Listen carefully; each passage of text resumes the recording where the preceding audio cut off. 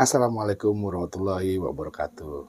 Bertemu kembali Waalaikumsalam. dengan gue Andi Bogel di konten Suara Misteri Channel. Dan sekali lagi gue berterima kasih yang sudah subscribe, like, and comment di channel gue. Semoga kebaikan kalian dibalas oleh Allah Subhanahu wa Ta'ala beribu-ribu kali lipat. Dan jika para lanang lining atau netizen yang ingin konten sama gue, silakan hubungin gue di bawah sini. Dan lanang lining bisa menceritakan tentang kisah misterinya. Ya udah, pantengin terus di Suara Misteri dan gua akan menghadirkan sumber yang mempunyai cerita lebih menegangkan, lebih menakutkan, dan lebih wadidaw.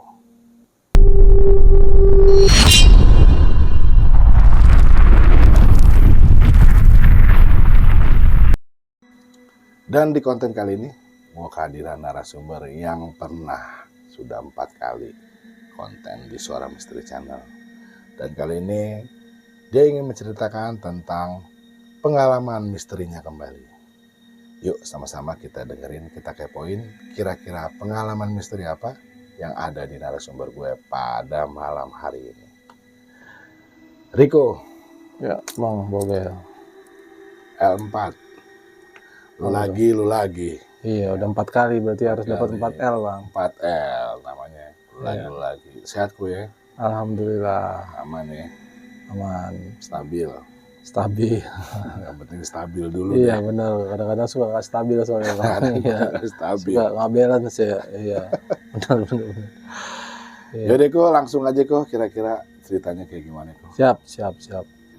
Jadi gini Bang, sebelumnya ini biar tadi ada sedikit gue ralat sedikit ya omongan lo tadi. Jadi ini bukan pengalaman pribadi gua, tapi lebih ke pengalaman temen yang bercerita ke gua sebenarnya. Oh, iya. Jadi ini teman ini punya kisah lah ya.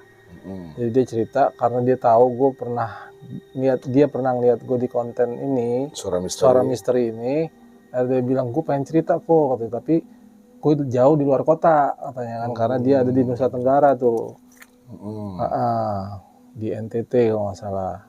Nah dia bilang dia lagi kerja di sana kan. Nah dia ini ceritanya gini Bang. Jadi dulu dia itu masih zaman kuliah ya. Di zaman kuliahnya itu dia ikut asrama nih. Jadi asrama ini di daerah Jawa Timur. Nah asrama ini memang asrama peninggalan zaman Belanda lah ya. Jadi memang udah lama nih asrama ini, model apa rumahnya ininya segala macam nih. Dia bilang nih, menurut cerita dari temen gue ini, dia nih asrama ini bentukannya itu udah Belanda abis lah gitu kan, karena memang bangunan-bangunan zaman dulu ya. Ini asrama ABRI apa asrama polisi apa asrama buat mahasiswa khusus? Ini asrama khusus mahasiswa. Khusus mahasiswa. Jadi pada waktu dia mahasiswa dia harus masuk ke asrama itu. Gitu. Jadi asrama ini, nah di asrama itulah dia akhirnya kenal sama teman-teman asramanya kan pasti kan. Nah di situ lagi beredar di rumornya itu lagi rame itu di asrama itu dulu yang paling menakutkan menurut versi mereka ini tentang kisah bunuh diri. Jadi di kamar mandi, ada kamar mandi ini, di situ pernah ada yang gantung diri. Perempuan laki-laki? Perempuan. Nah akhirnya itulah yang menggentayangin yaitu apa penghuni-penghuni asrama gitu kan. Jadi akhirnya ya hal itu yang bikin, nah ini cewek ini namanya Sandi. Halo Sandi. Jadi Sandi ini dia ini tidak percaya Bang sama yang dia bilang apa sih mistik ya, karena dia lebih ke jadi orang-orang yang berpikir realistis. Dia nggak suka yang nggak percaya gitu. Nah pada waktu dia masuk ke sana, dia kenal nih sama yang punya cerita ini nih kan. Nah dia kenal sama temen-temen gua nih Bang. Nah akhirnya si Sandi ini dengar cerita-cerita tentang rumor yang beredar ini tentang pembunuhan ini. Dia selalu membantah, nggak mungkin, masa sih orang yang udah mati bisa ini begini. Itu halusinasi kalian aja gini. Pokoknya selama cerita-cerita itu kan sering banyak cerita tuh Bang tentang itulah, tentang banyak cerita-cerita tentang asrama inilah pastinya kan. Cuman si Sandi ini nggak pernah mau terima gitu loh. Ah, lu pada orang gila lo gitu-gitu loh. Jadi kayak Pokoknya dia nggak percaya dengan adanya setan. intinya dia nggak percaya lah gitu kan. Nah tiba-tiba karena ketidakpercayaan itu mungkin kalau gue berasumsi nih, nah, jadi ada satu malam ini si Sandi ini jalan nih ke depan pelataran asrama nih. Nah dia ngeliat ada di situ ada sosok perempuan nih bang, ada sosok perempuan itu dia kayak noni-noni Belanda bang, noni-noni Belanda pakai payung tapi malam-malam. Dia lihat dia cuma nengok begini doang, noni-noni ini cuma lihat ke belakang gini, senyum sama dia gitu kan. Nah dia aneh nih perempuan ini kan, ini siapa nih orang nih kok nengok ke belakang ini, tapi kok ada orang bule di sini malam-malam gitu kan. Nah pas dia ngedip begini, dia ngeliat lagi udah nggak ada tuh bang. Nah itu satu kejadian itu yang bikin akhirnya tuh, tapi tetap nggak mau percaya juga bang, tetap nggak mau percaya. Dia nggak ceritakan ke temen-temennya. Nah tapi kawan gue ini akhirnya diceritain sama dia, makanya temen gue tahu, temen gue yang cerita ini kan. Nah dia bilang dia tetap nggak mau percaya tuh kok, katanya kan. Loh kok nggak percaya, padahal dia udah ngeliat nyata-nyata jelas itu sosok gaib yang menghilang tiba-tiba kan. Masih tetap enggak, itu halusinasi gue aja mungkin gini. Ya pokoknya intinya dia masih nggak mau terima. Nah tiba-tiba abis selesai kayak gitu, besok paginya nih bang, dia ini pulang kuliah nih, pulang dari kampus kan, itu kan asrama sama kampus kan deket situ juga bang. Satu area ada kampusnya, ada asrama juga kan. Nah pulang dari kampus tiba-tiba ada lagi yang cerita begitu kan. Karena memang di sekitaran situ tuh banyak bang yang bercerita tentang hal-hal yang mistis lah pastinya kan. Terutama ya makhluk-makhluk bule ini. Nah itu, jadi memang yang sepertinya di lokasi itu memang ada hal-hal yang janggal, yang misteri ya, yang masih sebenarnya masih apa ya, jadi harus masih bisa digali lagi nih, ada apa sih nih di sini nih, jadi kayak semacam kayak ada cerita sebenarnya di tempat itu. Ada misteri. Nah jadi sesuai dengan tema kita bang, ada misteri sebenarnya di tempat itu, karena dari beberapa cerita, beberapa versi ini berlainan semua bang, ada yang begini, ada yang begini, dan semua itu ada korelasinya kayaknya. Saling ada berhubungan lah. Berhubungan gitu kan. Nah akhirnya si Sandy ini pas lagi gitu tetap nggak mau percaya juga bang. Dia bilang bullshit semua gue ini, sampai dia bilang ini gue kuliah di tempat orang-orang psycho nih gini, sampai gue juga dapet tempat nggak jelas ini katanya kan, penuh dengan orang-orang musyrik lah katanya. Lah jadi akhirnya dia ngomong kayak gitu bang. Nah nggak lama selesai dia ngomong kayak gitu, tiba-tiba itu angin bang, kenceng gitu bang. Posisi dia di ruangan apa di luar? Dia lagi di luar ruangan, angin itu kenceng bang, dan tiba-tiba itu angin itu kenceng, kayak nggak benar anginnya kenceng, sampai dia akhirnya kayak mau ke bawah gitu kan, dia pegang pintu itu. Nah, angin itu tambah lama tambah kenceng bang, tambah ini akhirnya sampai kayak mungkin kalau di zaman sekarang itu bisa kita bilang kayak angin puting beliung kali ya. Jadi itu angin itu memang benar-benar kenceng. Tiba-tiba pas dia megang begitu, dia dengar ada suara bang yang manggil-manggil dia gitu kan. San. Nah suara ini suara temen gue ini bang, yang dia dengar. Terus dia dengar, Wahyu, lu di mana Wahyu? Si Sandi ini ngomong kan, Wahyu lu di mana? Nggak ada balasan dari si Wahyu ini kan. Sini katanya kan. Terus itu tambah kenceng bang, tambah kenceng. Nah terus di tengah-tengah angin itu jadi kayak perputaran itu, jadi kayak membentuk satu lingkaran gitu loh bang. Angin itu yang dia lihat nih, angin itu berbentuk putaran. Nah ini sebenarnya gini bang, nanti Dari putaran itu nanti akan gue jelaskan lagi, dan itu masih banyak lagi yang gue mau ceritakan. Cuman untuk saat ini gue ceritakan yang ini dulu nih. Intinya dulu Intinya deh. dulu. Nanti karena masih panjang, ada beberapa lagi nih bang yang harus gue ceritakan. Jadi yang makanya gue bilang tadi ada cerita di balik cerita ini sebenarnya. Jadi udah selesai begitu, dan lihat ada kayak bundaran ini kan, putaran ini. Terus putaran ini berubah-berubah bang, dari mulai begini sampai akhirnya ke atas ke bawah gini. Nah tiba-tiba setelah dia manggil Wahyu gitu, nggak ada jawaban juga. Tiba-tiba angin ini berhenti bang. Begitu angin ini berhenti, cewek ini juga tiba-tiba udah bukan di situ lagi bang, si Sandi ini bang. Udah pindah alam. Pindah lokasi. Oh, pindah lokasi. Pindah lokasi. Dia berada di mana tuh setelah itu? Nah pindah lokasinya ini tiba-tiba, enggak, ini belum pindah lokasi ke lokasi yang ini bang. Jadi ini pindah lokasi dari di depan halaman tiba-tiba ke kamar, dalam kamar. Nah masuk di dalam kamar, tiba-tiba dia lihat ini dia memberaniin diri untuk buka jendela kamar ini, mau lihat keadaan angin ini masih kenceng nggak sih, gitu kan.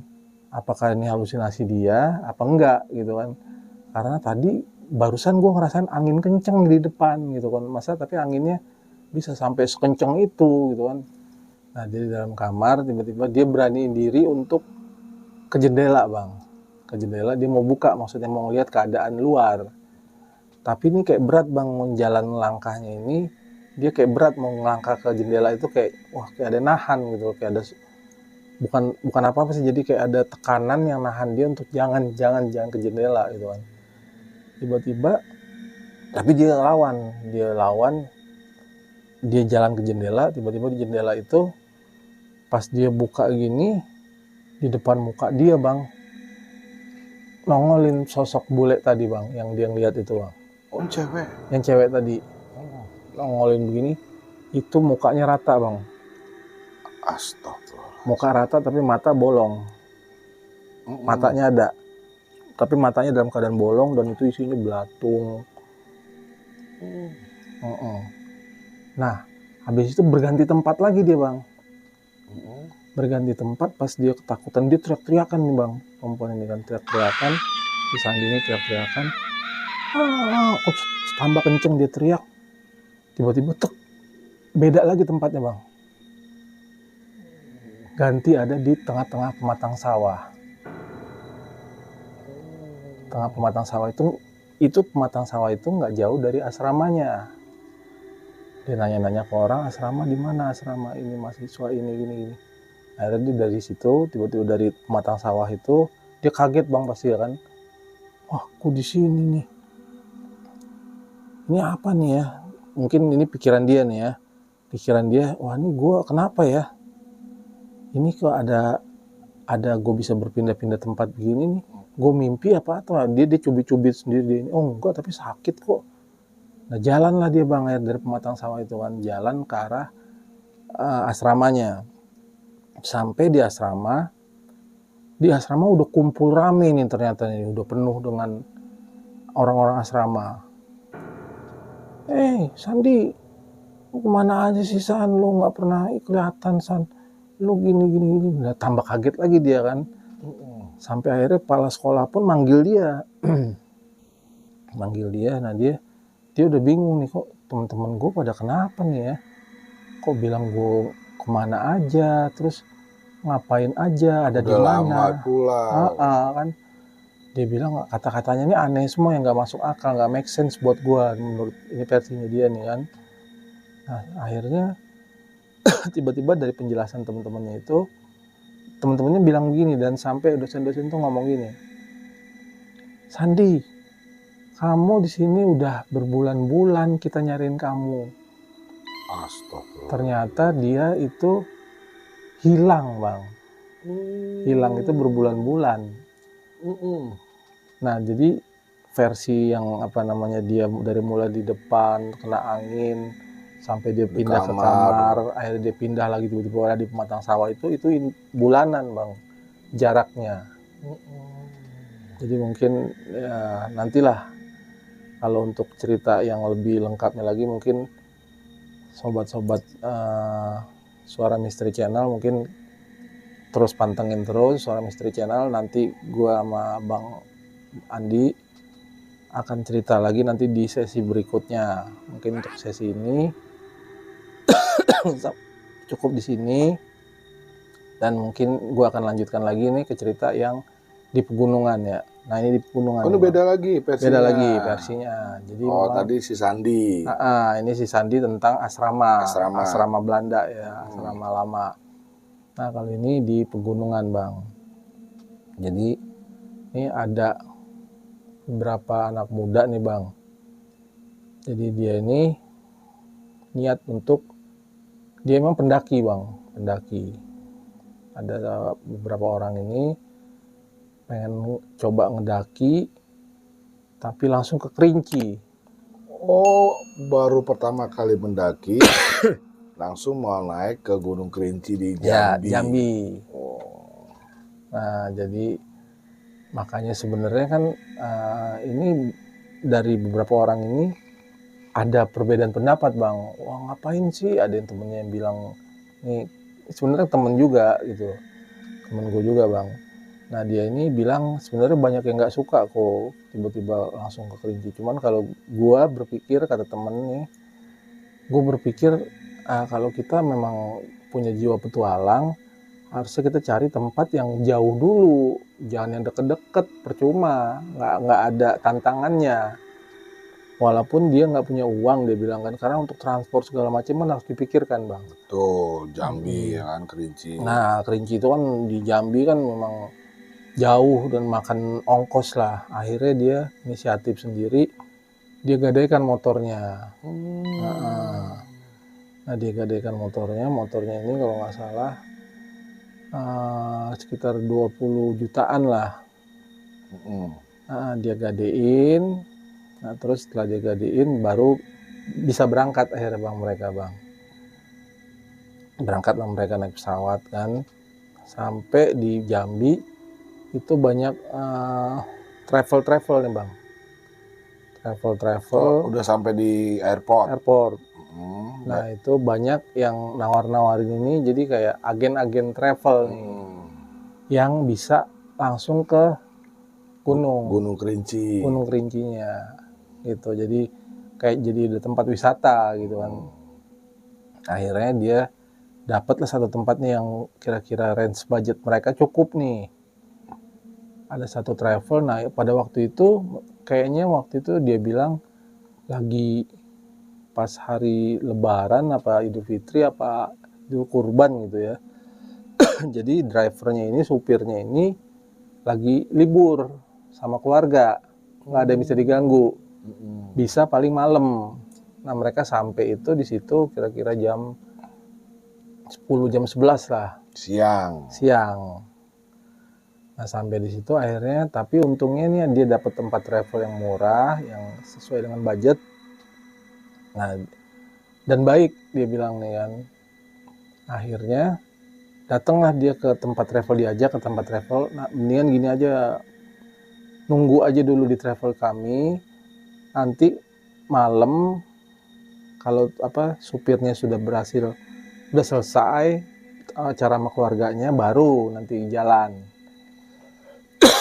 Akhirnya diiniin sama orang-orang ini. Akhirnya malam nih Bang jalannya. Emang nggak pakai travel lain apa ya saat itu? Kan banyak travel. Enggak, cuman maksudnya yang sesuai budgetnya. Karena udah ada nego, udah ngomong pas gini nih. Dan mau supirnya ini mau biayanya segitu gitu kan. Nah, akhirnya bisa nunggu. Kalau mau nunggu di atas aja, kata yang punya travelnya ini, yang jagain. Ada tingkat. Dia tingkat, travelnya itu tingkat. Nah karena kebaikan yang jaga ini, mereka bisa nunggu di atas akhirnya. Nah cuman dia bilang ke saya Bang, ke gue nih, itu baru nyampe di situ aja tuh, di tempat itu aja udah ada keanehan. Jadi kayak udah disambut sama hal-hal yang mistis lah di situ gitu. Baru datang tiba-tiba udah disambut nih. Disambutnya gimana? Ini kita lagi ngumpul nih, mereka nih lagi ngumpul di atas nih. Tiba-tiba di kamar mandi itu kan nggak ada orang bang di situ bang. Itu kayak ada suara anak-anak kecil main-main air, rame, lagi bercanda lah, main-main air gitu bercanda gitu kan. Di kamar mandi. Di kamar mandinya. Nah terus, nah ini awalnya nggak terlalu curiga karena sibuk juga mereka pada ngobrol kan. Tapi pas lama-lama, kayak ada suara anak-anak kecil main di situ, kayak ada yang teriak-teriak tuh anak kecil.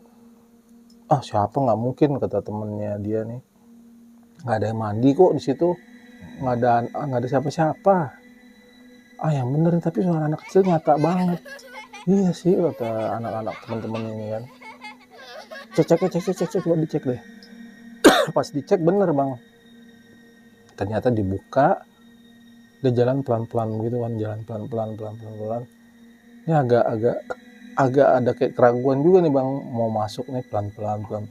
Dia ngeliat ke arah kamar mandi antara takut sama penasaran. Akhirnya dia jalan pelan-pelan. Pas dibuka begini sama dia, dibuka begitu kosong bang. Astaga. Nggak ada siapa-siapa. Padahal itu suara tuh kenceng dan nyata banget di kuping bang. Dan di situ bak itu kosong karena kamar mandi situ memang tidak pernah, jarang dipakai lah. Itu karena memang kering kelihatan kan kalau kamar mandi yang sering dipakai sama yang nggak pernah dipakai kan.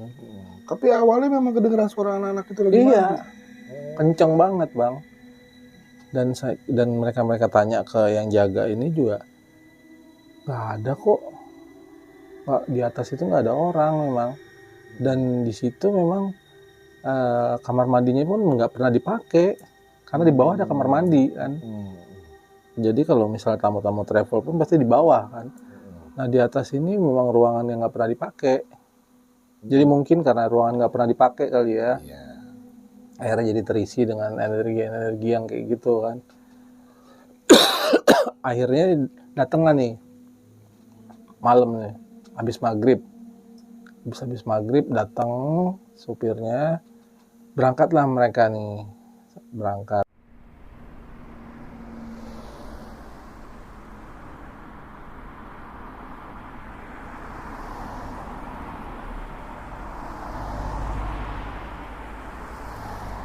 Di perjalanan itu sopirnya ini banyak cerita, Dek, kalau di sini ini gunung yang ini loh katanya kan. Jadi yang penting niatnya ya biasalah, standar di gunung kayak gimana sih gitu kan. Orang gunungnya angker kok, Kerinci itu.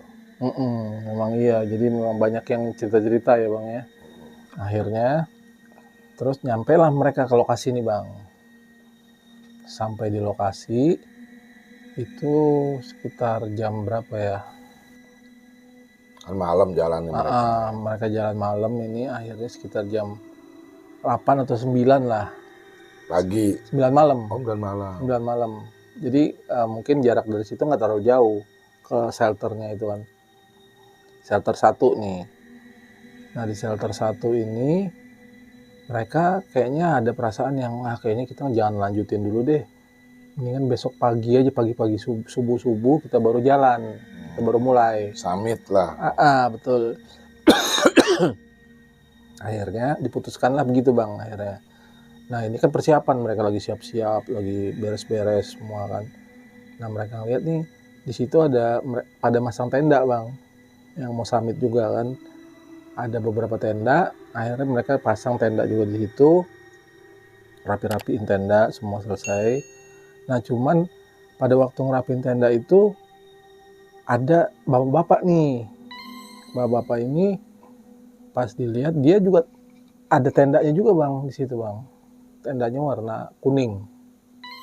Kalau bapak-bapak itu keluar dari tenda, nawarin dia punya kayak semacam pisau, bayonet ya.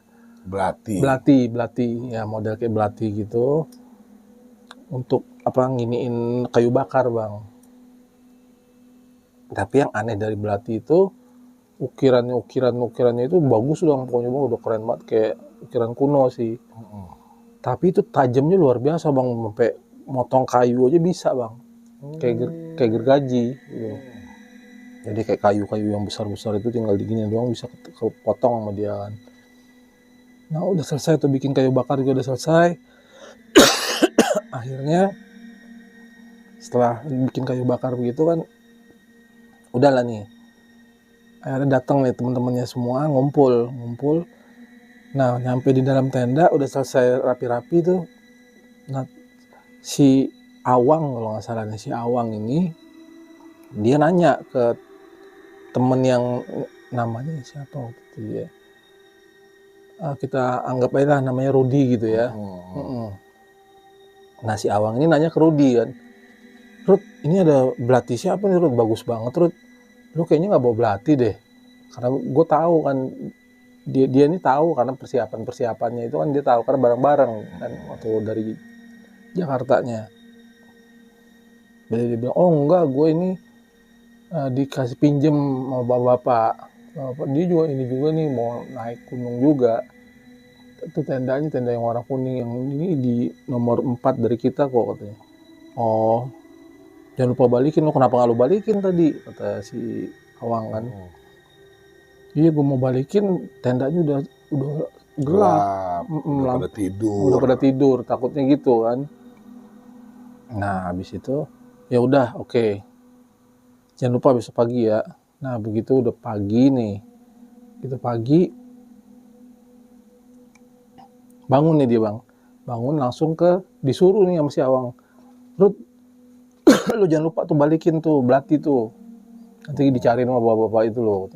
Takutnya dia mau jalan langsung juga kan, siapa tahu dia mau summit juga kan. Iya dibalikin nih, balikin sama si Rudi. Pas mau balikin ke tendanya itu diketok, pokoknya dipanggil lah. Pak, nggak keluar nggak nyaut kan. Cuman dia penasaran, dia ngelongok, dia angkat begini nih ya, tenda itu kan kayak ada serolotan itu ada resletingnya dibuka sama dia, diangkat, atau isinya perempuan semua bang. Isi di dalam tenda itu isinya perempuan semua. Dan pas ditanya, loh mas ngapain di sini mas, teriak-teriak tuh cewek perempuan itu kan, mas ngapain main buka-buka aja gini. Oh enggak mbak, mohon maaf, saya di sini cuma mau balikin ini mbak, tadi malam saya pinjem belati dari bapak yang ada di tenda ini. Bapak katanya, nggak ada bapak di sini, kita semua isinya perempuan di tenda ini katanya.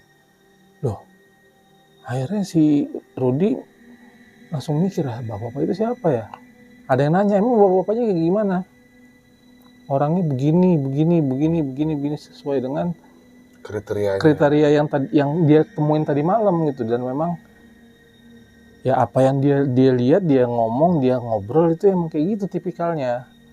Pas selesai dia ngomong terakhir ciri-cirinya itu, ada yang nangis bang di tenda sebelah, dalam satu tenda itu. Oh dalam satu tenda ini cewek-cewek ini. Ada salah satu cewek itu yang nangis.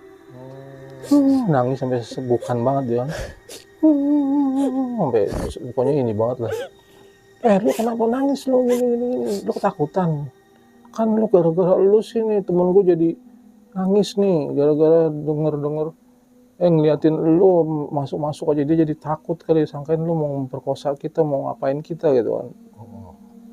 Padahal enggak, gue bukan nangis karena itu kata cewek ini kan. Yang diceritain sama dia tuh kakek gua katanya, gue sedih banget, kakek gue itu udah 15 tahun yang lalu meninggal. Ya Allah, astagfirullahaladzim. 15 tahun yang lalu ada. Jadi yang ditemuin sama si Rudi ini, kakeknya salah satu perempuan itu yang ada di dalam tenda itu, yang sudah meninggal 15 tahun lalu. Padahal keluar dari tenda itu kakek itu ya. Kakek itu jelas-jelas bang, dia nginin tenda itu, dan gak ada tanda-tanda keanehan bang.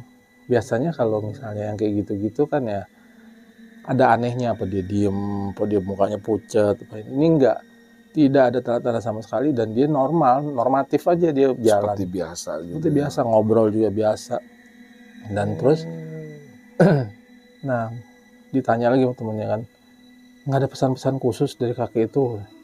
Nggak ada sih, cuman dia ini aja, ngasih belati ini aja. Ngasih pinjam belati Ngasih buat pinjam motong belati kayu. buat potong kayu. Gitu. Mudah-mudahan bisa bermanfaat buat kamu katanya. Mm-mm. Akhirnya belati itu dikasihlah ke perempuan yang nangis tadi. Mm-mm. Nah, dikasih ke perempuan yang nangis itu nggak mau perempuan itu. Karena dia bilang, itu bukan dikasih ke saya kok katanya. Mas sama Mas mungkin enggak, saya kan hanya dipinjamkan. Bahasanya itu kan dipinjamkan, mungkin dari saya harus mengembalikan melalui mbak keturunannya. Terus perempuan itu bilang, saya nggak mau Mas, saya nggak mau, tetap nggak mau. Akhirnya gimana caranya, air belati itu pegang sama dia, dibawa sama dia. Tetap dikasihin sama perempuan. Nah, habis itu selesai Bang. Jadi kakek-kakek yang sudah 15 tahun itulah yang ditemuin sama sosok ini. Nah, kalau untuk jadi pertanyaan abang kan sebenarnya masih ada lagi nggak nih cerita? Masih ada lagi nggak? Tuh. Ada, jangan sekarang dong.